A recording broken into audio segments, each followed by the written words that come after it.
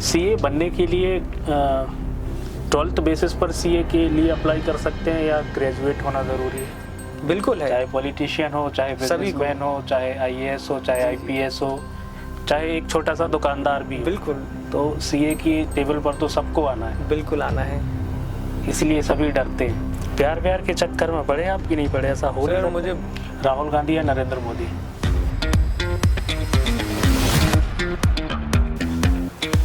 नमस्कार, हमारी podcasting series के दूसरे एपिसोड में आज हमारे साथ बहुत ही ख़ास मेहमान मिस्टर मयंक जैन साहब आए हुए हैं, जो कि सीए हैं। हम बहुत आभार व्यक्त करते हैं आपका कि आपने अपने बिजी शेड्यूल से हमारे लिए समय निकाला। थैंक यू अमन। और मयंक जी, आप सागर से बिलोंग करते हैं। जी जी।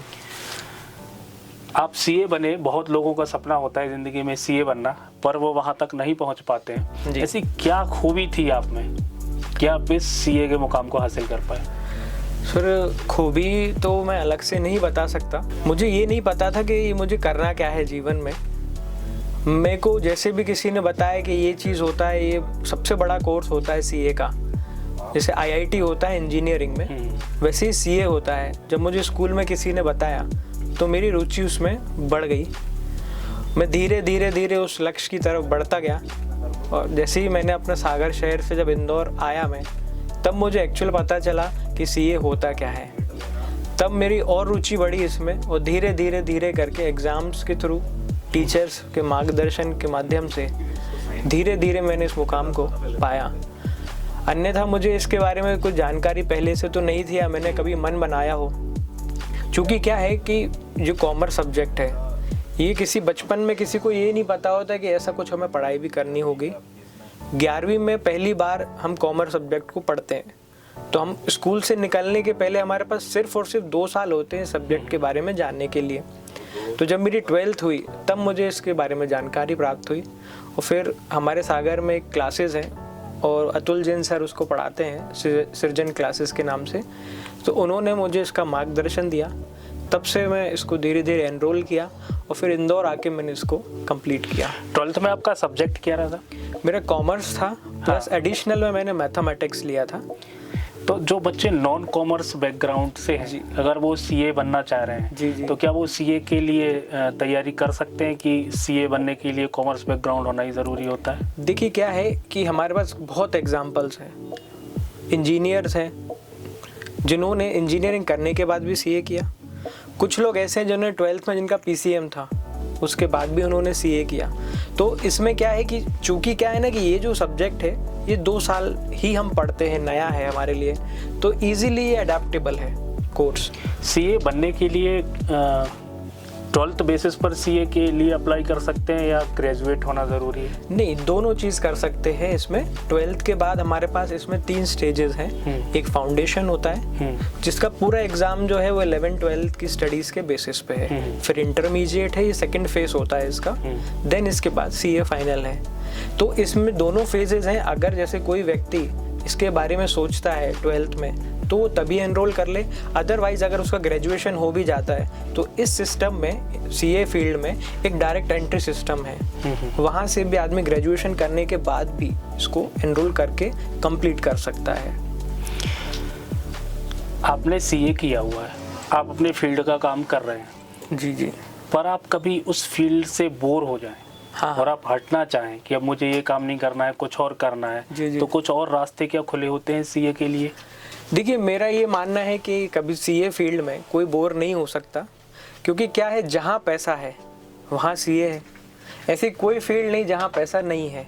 हर जगह पैसा है। चाहे आप हॉस्पिटल देख लें, चाहे आप कोई संस्थान देख लें, चाहे आप कंपनीज देख लें, कहीं भी देख लें, जहाँ पैसा है वहाँ सीए है। तो इसमें आप कभी बोर नहीं हो सकते। अपनी ये क्या है कि एक जिम्मेदारी है। चार्टर्ड अकाउंटेंट बनना एक जिम्मेदारी है। हमें सरकार एक जिम्मेदारी देती है कि कोई भी संस्थान है उसके बुक्स ऑफ अकाउंट्स हैं वो प्रॉपर होने चाहिए। तो एक बहुत अच्छी जिम्मेदारी है। अगर आप जिम्मेदार व्यक्ति हैं तो आप कभी इससे बोर नहीं हो सकते। सीए बनने के लिए क्या बहुत पैसे की ज़रूरत होती है, या आम परिवारों से जो लोग निकल के आते हैं जी उनके बच्चे भी सीए बनने का सपना देख सकते हैं, या फिर बहुत महंगा फील्ड है? मैं तो ये बोलूँगा कि हर आदमी सीए बनने का सपना देख सकता है, क्योंकि अगर अपन बाज़ार में देखें या मार्केट में देखें तो ऐसा इतना महंगा कोर्स नहीं है, इसमें लाख रुपए भी नहीं लगते। अगर आप पूरे कोर्स की फ़ीस देखें तो इसमें लाख रुपए भी फ़ीस नहीं है, अगर कोई व्यक्ति इसको करना चाहता है। सीए के जो काम है उसका एरिया क्या क्या है? एक आम पब्लिक से जुड़ा काम है या केवल कॉरपोरेट या बिजनेसमैन तक ही सीमित है? जैसे मैंने आपको बताया, जहाँ पैसा है वहाँ सीए है, तो हम कहीं भी सीमित नहीं, असीमित काम है। काम इतना है कि आप जहाँ पैसा आपको दिखता है वहाँ आप काम कर सकते हैं, क्योंकि आपको फंड मैनेजमेंट का काम करना है, आपको इन्वेंट्री मैनेजमेंट का काम करना है, मैनेजमेंट कंसल्टेंसी का काम करना है। आपको ऐसे पता है कि अभी जीएसटी 2017 में आया, तो हर व्यक्ति पे उसका प्रभाव है। एक इनडायरेक्ट टैक्सेशन है ये, तो हर व्यक्ति को अपने टैक्सेस मैनेज करना है। ऐसा कोई व्यक्ति नहीं है जो पैसा नहीं कमाता है। सीए से लोग डरते भी हैं, मैंने सुना है। नहीं, इसमें डरने वाली बात नहीं है, क्योंकि सीए सबके सीक्रेट्स जानता है। नहीं, ये तो हमारा ऐसा कुछ भी नहीं है, हम अपने पास ही रखते हैं सभी के सीक्रेट्स। पर सीए जानता तो है। नहीं, देखिए, जानना इसलिए भी ज़रूरी है क्योंकि हमें सारी चीज़ें मैनेज करना है। क्योंकि क्या है कि हम इंडिया में रहते हैं तो हमें सारे लॉज से हम बंधे हुए हैं। तो अगर हमें किसी व्यक्ति के बारे में कोई चीज़ नहीं पता है तो वो चीज़ आज अगर हम उससे नहीं पूछते हैं तो वो कल उसके आड़े आएगी, वो चीज़ उसको समस्या क्रिएट कर सकती है। वो चाहे वो इनकम टैक्स हो सकता है, जीएसटी हो सकता है। तो इसलिए हमें उसकी सारी बातें, कहाँ इन्वेस्टमेंट है, क्योंकि क्या है, हम एक जिम्मेदार व्यक्ति हैं, हमें बहुत बड़ी जिम्मेदारी पार्लियामेंट ने दी है, तो हमें उसकी सारी चीज़ें पता करना, उसको अपने बुक्स में दिखाना, फाइनेंशियल स्टेटमेंट सही बनाना, ये बहुत बड़ी जिम्मेदारी हमको मिली हुई है। एक सीए की लाइफ का एक मज़ेदार हिस्सा क्या होता है? मज़ेदार हिस्सा ये है कि आपको कोई कॉलेज नहीं जाना है, सबसे अच्छी बात है। आफ्टर सीए तो देखिए, आप हमेशा पाएंगे ही, हर व्यक्ति से आप मिलेंगे, उससे आपको हर प्रकार की चीज़ें मिलेंगी ही। चाहे वो आप समझ लें, समाज में इज्जत समझ लें, आपको ओहदा एक प्राप्त होगा, काम भी आपको सभी व्यक्तियों से प्राप्त होगा। तो हर फील्ड में आपको प्राप्त ही होना है, कुछ खोना नहीं है। और सीए से तो हर व्यक्ति को काम है। बिल्कुल है, चाहे पॉलिटिशियन हो, चाहे बिजनेसमैन हो, चाहे आईएएस हो, चाहे आईपीएस हो, चाहे एक छोटा सा दुकानदार भी हो। बिल्कुल। तो सीए की टेबल पर तो सबको आना है। बिल्कुल आना है, इसलिए सभी डरते हैं। नहीं, डरने का तो उसमें कुछ है भी नहीं है, क्योंकि डरने वाली बात नहीं है। हमारे एक क्लॉज रहता है, सीक्रेसी का क्लॉज रहता है हम और क्लाइंट के बीच में। हम उसकी जो सीक्रेटिव बातें हैं वो किसी से शेयर नहीं कर सकते हैं, क्योंकि हमारे एथिक्स बोलते हैं। तो हमें उसकी बात तो पता करना ही पड़ेगा, बिकॉज हमें उसके फाइनेंशियल स्टेटमेंट्स बनाना है। संक्षेप में आप बताएंगे कि सीए बनने के लिए शुरुआत कहाँ से करें? क्योंकि किसी भी काम को करने के लिए शुरुआत सबसे महत्वपूर्ण और सबसे कठिन कदम होता है। जी। तो शुरुआत कहाँ से करें? शुरुआत तो देखिए, सबसे पहले तो आप 12th में अगर हैं तो आपको पता है कि ये अपने कॉमर्स फील्ड का सबसे बड़ा कोर्स है। तो अगर आप इसमें रुचि दिखाएंगे तो आप इसमें रुचि दिखाइए और फिर इसमें एनरोल कर लीजिए, अगर आपकी रुचि प्रॉपर बनती है। बिकॉज क्या है कि ये जो कोर्स है, आपको पता है कि कोई भी सबसे बड़ा कोर्स है किसी भी फील्ड का, मेहनत तो वो बिल्कुल मांगता है और डेडिकेशन मांगता है। हम ऐसा नहीं होगा कि एक बार इसको एनरोल कर लें, आपको पता है इसके पास परसेंटेज क्या है, 10 या 11% इसका पासिंग रेशो, जो अब बढ़ गया हो गया है। पहले इसका 3% या 4% हुआ करता था। तो अब जो है इसमें डेडिकेशन फुल आपको देना पड़ेगा, तभी जाके आप इसको एनरोल करें, आप पूरा एक माइंड मेकअप करें और फिर आप इसमें उतरें, तो आपको बहुत सफलता इसमें मिलेगी। क्या आप बहुत एक्स्ट्राऑर्डिनरी थे या बिल्कुल आम बच्चे थे? एक्स्ट्राऑर्डिनरी तो नहीं था मैं एवरेज बच्चा ही आप स्कूल। क्योंकि मुझे सुनने में आया है कि जो शर्मा जी के बेटे का एग्जाम्पल दिया जाता था कि वो देखो शर्मा जी के बेटे को देखो, पढ़ने में कितना होशियार है। वैसा आपके टीचर्स उदाहरण देते थे कि जैन साहब के बेटे को देखो। हाँ, बैड स्कूलिंग का सबसे बड़ा उदाहरण है। क्या सही बात है? ये मतलब लगभग सारी चीज़ सही बोल रहे हैं आप। इनफैक्ट मेरे संग स्कूल में ये हुआ था कि मेरे पेरेंट्स में जो मेरे फादर हैं उन्होंने स्कूल जाना बंद कर दिया था, क्योंकि मैं 6th क्लास से 10th क्लास तक मतलब मैं पास ही नहीं होता था। मेरे 3 या 4 सब्जेक्ट ऐसे हुआ करते थे कि वो मुझे समझ में नहीं आते थे, क्योंकि स्कूल टाइम में मेरा मोस्टली टाइम जो था, मैं या तो क्रिकेट खेलता था या कंप्यूटर पे गेमिंग करता था, तो मेरा सबसे ज़्यादा टाइम इसी में निकल जाता, तो मैं पढ़ाई, मेरी रुचि उस समय नहीं थी। तो रुचि किस चीज़ में थी? मुझे क्रिकेट खेलने में रुचि थी, मैं बैडमिंटन खेलता था, मैं ऑनलाइन गेम्स खेलता था, मतलब मेरे सिस्टम पे, पीसी पे उस समय चलते थे गेम्स, तो P1, PS2, PS ये सब चलते थे।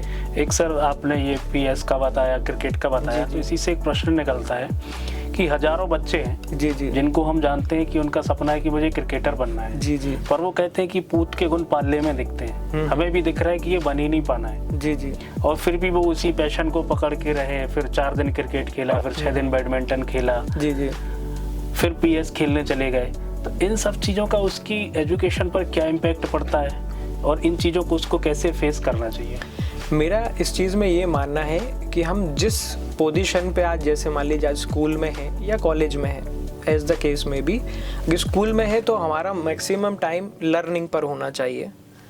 Maximum time learning in the sense, school का जो टाइम है उसमें हमें स्कूलिंग करना है, जो हमारा खेलने का समय है उस समय हम खेलें, ये सारी चीज़ें। और कुछ हमारे पास ऐसा भी समय बचता है जिसमें हम सेल्फ डेवलपमेंट करें, जैसे आपने क्रिकेट बोला, यहाँ प्ले स्टेशन करना है, तो ये चीज़ बुरी नहीं है, लेकिन एक हद तक इसको करना चाहिए, बिकॉज हम बाहर जब स्कूल से निकलते हैं, जब हम गेम्स खेलते हैं, आउटडोर गेम्स खेलते हैं, तो इससे हमारा जो है डेवलपमेंट ही होता है। पर सर अगर कोई व्यक्ति, उसके अंदर प्रतिभा है, वो वाकई में उस जी जी किसी भी क्षेत्र, चाहे वो खेल का ही क्षेत्र हो, उस खेल में वो पराकाष्ठा पे जा सकता है, जी, जी। अपना करियर बना सकता है, पर शुरुआती लेवल पर अभिभावक उसको समझे कैसे कि ये बच्चा इस क्षेत्र में आगे बढ़ सकता है? देखिए क्या है कि जो आदमी, आपने देखा होगा, जितना बड़ा पहुंचता है तो शुरुआत में उसको नकारा ही जाता है, आपने देखा होगा। लेकिन क्या है, हमेशा मुझे ये लगता है कि जैसे मैं अपने लाइफ का एग्जांपल दूंगा, मैंने हमेशा हर चीज़ में प्रैक्टिस करी है। जैसे अगर आप क्रिकेट बोल रहे हैं तो उस व्यक्ति को उस चीज़ में प्रैक्टिस करते ही रहना है। आज उसको वो मुकाम नहीं मिलेगा, हो सकता है 2 साल बाद मिले, लेकिन उसको ये नहीं कि भाई आउटसाइडर्स या कोई ऐसे व्यक्ति हैं जो आपको परख नहीं पा रहे हैं, वो व्यक्ति अगर आपको आज इनिशियल स्टेज पे आपको बोलते हैं कि डीमोरलाइज कर दें, तो हमें ऐसे व्यक्तियों से होना नहीं है। हमें अपनी प्रैक्टिस या जो भी सेशंस हैं वो करना ही है। हमें आज सफलता नहीं मिलेगी, कुछ समय बाद मिल जाए। आपने सीए की तैयारी की, बहुत आपके बैचमेट रहे होंगे। जी जी कुछ उन 2% में आ गए जिनमें आप थे जी, कुछ 99% के साथ बाहर हो गए। जी जी तो वो जो 2% सिलेक्ट होकर आते हैं, जी जी, उनमें ऐसी क्या कॉमन हैबिट होती है? उनमें कॉमन हैबिट ये है कि सबसे पहली बात तो ये है कि हम डिमोरलाइज ना हो, हम किसी भी सिचुएशन से डरते नहीं हैं, ऐसे लोग होते हैं, पहली बात। और दूसरा, उनमें डिटर्मिनेशन होता है कि हमने अगर इस चीज़ को चूज़ कर लिया तो हम इधर उधर नहीं देखते। जैसे आज लोग कंफ्यूज हो रहे हैं, स्थिति ये है कि आज सोशल मीडिया जैसे सभी के घर के पास हाथ में आ गया, मोबाइल में आ गया, तो जितनी सुविधाएं मिली है उससे ज़्यादा सीखने की वजह वो कंफ्यूज होते हैं। मल्टीपल लोगों के सुनते हैं कि भाई इन्होंने ऐसा किया, ये किया, बट अगर आपने कोई भी चीज़ आपने चुनी है तो उसको आपको कभी छोड़ना नहीं है। ये जो 98% घर वापस जाते हैं, इनमें क्या कमी रह जाती है? कमी रहती है डिटर्मिनेशन की, डिटर्मिनेशन की ही कमी रहती है। ये लोग ये सोचते हैं कि अब हमने 1 बार दे लिया, 2 बार दे लिया, हो नहीं रहा है। उसका रीज़न ये भी है कि हम ये भी समझ सकते हैं कि ऐसे लोग घर से प्रभावित हैं कि भाई घर में रहना ज़्यादा अच्छा है। कई बार सिचुएशंस भी सकारात्मक बिल्कुल नहीं होती है, हो जाती है। बिल्कुल इस कारण से ही जो है लोग इसमें वापस कुछ इस तरीके से भी लोग आते हैं जो केवल मनोरंजन के लिए कोचिंग आ जाते हैं। देखिए, अगर ऐसे व्यक्ति जो आते हैं, जैसे आपका ये पॉडकास्ट चल रहा है, तो मैं उनको ये बोलूँगा कि हमें 12th के बाद अपनी लाइफ को बनाना है। 12th के बाद अगर आप ये सोचते हैं कि जो सीमित 5 साल हमारे पास है जिसमें हमें करियर डेवलपमेंट करना है, उसमें मस्ती करने आ जाएंगे या हम ऐसे समय निकाल देंगे, तो जो आपने 98% लोगों का एग्जाम्पल दिया, वो लोग उसमें फॉल हो जाते हैं ऑटोमेटिकली, उनको बताना नहीं पड़ता है। तो कहने का संक्षेप में ये है कि जैसे आप करोगे आपका आउटपुट भी वैसा होगा। पिक्चर देखते हैं आप? बिल्कुल देखता हूँ। पसंदीदा पिक्चर कौन सी है जो आपके जीवन को बदलने में बहुत सहायक हुई? Wake up Sid, wake up Sid मैंने देखा, ज़िंदगी ना मिलेगी दोबारा, ये मेरी बहुत फेवरेट पिक्चर है। लक्ष्य मेरी बहुत अच्छी पिक्चर है, मेरे को बहुत अच्छी लगती है, कम से कम 200 बार देख चुका हूँ ये पिक्चर को। आपकी कोई फेवरेट किताब जो आपको बहुत बहुत दिल के करीब हो? एक सीए पास है, मैंने इसको रिसेंटली अभी पढ़ा है। भोपाल में हमारे एक चार्टर्ड अकाउंटेंट सर हैं, तो उनकी ही जीवन शैली पे वो आधारित है, वो मुझे बहुत अच्छी लगती है, वो मैंने पढ़ी है। जब आप उम्र के उस पड़ाव पे होंगे जब तरह तरह के अट्रैक्शंस भी होते हैं, डिस्ट्रैक्शंस भी होते हैं, इस तरीके से कुछ हुआ आपको? डिस्ट्रैक्शंस देखिए क्या है कि जब मैं सागर से इंदौर आया तो मुझे घर से जो है एक पैसा मिलता था 3000 रुपये। तो मुझे ये समझ में आया कि मुझे उसको मैनेज करना है। तो फिर जब मुझे उसमें कोचिंग्स भी करना है, क्लासेस भी करना है, क्लासेस का मुझे अलग से पैसा मिलता था घर से, तो मैं उस समय कहीं डिस्ट्रैक्ट नहीं हुआ। मेरे बहुत सारे मित्र हैं जो डिस्ट्रैक्ट हुए, तो उसका उनको फलस्वरूप ये मिला कि उनका टाइम बहुत लग गया सीए बनने में। प्यार के चक्कर में पड़े आप कि नहीं पड़े? ऐसा हो सर मुझे बिल्कुल भी टाइम नहीं मिला प्यार का, सच में बिल्कुल भी। मेरा वन साइडेड भी हो सकता है क्योंकि एक उम्र होती है 17 साल से 22 साल के, तो आपको कोई अच्छा लग सकता है, मन में लड्डू फूटे। बिल्कुल फूटते हैं, सभी के आते हैं, ऐसा नहीं है। आपको ये हो सकता है जो वन साइडेड व्यक्ति होता है उसको ये व्यक्ति कुछ दिन के लिए अच्छा लग सकता है, फिर कुछ दिन बाद कोई और व्यक्ति अच्छा लग सकता है। भावनाओं को नियंत्रित कैसे किया कि आपके काम और लक्ष्य प्रभावित ना हो? भावनाओं को नियंत्रित ये है कि सबसे पहले तो आप अपने घर को देखो, आप कहाँ से आए हैं, आप कमाने वाले आगे व्यक्ति बन पाओगे कि नहीं बन पाओगे, क्योंकि आपके जब फैमिली होती है तो आपको पता होता है कि एक उम्र तक आपके फादर आपको सपोर्ट करेंगे, आपको भी और आपकी फैमिली को। जैसे जैसे आप बड़े होते जाते हो तो आपको उनकी एज दिखती है कि ये 50 के हो गए, ये 55 के हो गए, अब मैं ये बनाता हूँ वो 60 के हो गए। तो अब आपको एक जिम्मेदार व्यक्ति का जो है रोल निभाना पड़ेगा। तो आपको ये सारी चीज़ें फिर प्रभावित नहीं करती है, क्योंकि आपको पता है कि वो कहाँ से कमा रहे हैं। क्योंकि क्या है, जब मैंने क्लासेस भी की हैं, उसके पहले जब मैं स्कूल में था तो मैं 10 साल दुकान पे ही बैठा हूँ, तो वो सारी चीज़ें मैंने कैसे सीखी है वो मैं ही जानता हूँ। दुनिया को टैकल करना, लोगों से करना, क्योंकि मेरी बर्तन की शॉप है सागर में, तो मुझे ये पता चला कि भाई जैसे अगर 1 दर्जन चम्मच भी बेचना है जो कि जिसकी वैल्यू 40 रुपये है, तो मुझे ये समझ में आया कि वो 40 रुपये पे 5 रुपये कमाने के लिए भी मुझे 10 डिज़ाइन की चम्मचें बतानी पड़ी। अब सर बहुत संक्षेप में आप बताइएगा, सफलता में स्पिरिचुअलिटी का कोई रोल है? बिल्कुल है, होना ही चाहिए। हमें भगवान से जुड़ाव तो हमें रखना ही चाहिए, क्योंकि क्या है कि अगर हम कोई चीज़ हमें प्राप्त होती है, जैसे हम स्टेजेस क्रॉस करते हैं, फाउंडेशन, इंटरमीडिएट, तो आपने हमेशा देखा होगा 98% पीछे हो जाते हैं। तो हमारे पास क्या होता है कि हमारे पास माइंड में एक एरोगेंस आ जाता है कि अरे यार हमें तो ये मिल गया, हमें तो ये मिल गया, इनको कुछ नहीं मिला। तो हमें जब हम स्पिरिचुअल रहते हैं तो ये एरोगेंस, ये सफलता है, हमारे सर नहीं चढ़ती। एक सर छोटा सा रैपिड फायर। जी हम उम्मीद करेंगे कि आप बहुत बेबाकी से और कम शब्दों में इसका सीधा जवाब देने की कोशिश करेंगे। सपोज आप सुबह से उठते हैं जी और आप शीशे में जाके अपनी शक्ल देखते हैं और आप पाते हैं कि आप गुड्डी मारुति बन गए, तो आप क्या करेंगे? सबसे पहले जाके तो सो जाऊंगा। कभी आपको लगता है कि आपका दिमाग खराब हो चुका है, फिर आपके दिमाग को आलिया भट्ट के दिमाग से रिप्लेस कराना हो, हाँ, तब आप क्या निर्णय लेंगे? मैं सबसे पहले जो है योगा करने बैठ जाऊंगा। कुछ मैं नाम लूंगा, आपको बताना है कि आपके किस दोस्त की आपको नामों को सुन के याद आती है। जी नाना पाटेकर, मेरे एक मित्र है राहुल गोदरे, उसका बिल्कुल मैच होता है। शाहरुख खान हमारे बहुत सारे दोस्त हैं ऐसे तो, बट है ओशन, एक फ्रेंड है उसका। शक्ति कपूर में मेरा एक मित्र है निखिल, उसका मैं इसमें नाम लूँगा। वो कटरीना कैफ में तो अभी तो ऐसा कुछ है नहीं, बट मैं अपनी फैमिली से किसी को बोल सकता हूँ। मदर है मेरी सबसे ब्यूटीफुल। राखी सावंत मैं कुछ लोगों का नाम नहीं लेना चाहता हूँ इसलिए। दीपक कलाल तो मेरे मोस्टली फ्रेंड हैं ऐसे। शाम को मिलेंगे वो आपको? बिल्कुल मिलते हैं रोज। कोई फेवरेट फीमेल फ्रेंड? मेरे अभी फीमेल फ्रेंड में अभी तो मेरी मदर भी है, मेरी वाइफ भी है, और मुझे मेरी बेटी भी हुई है रिसेंटली, तो मुझे वही फेवरेट लगते हैं। कोई ऐसा व्यक्ति जिसकी शक्ल से ही नफरत हो?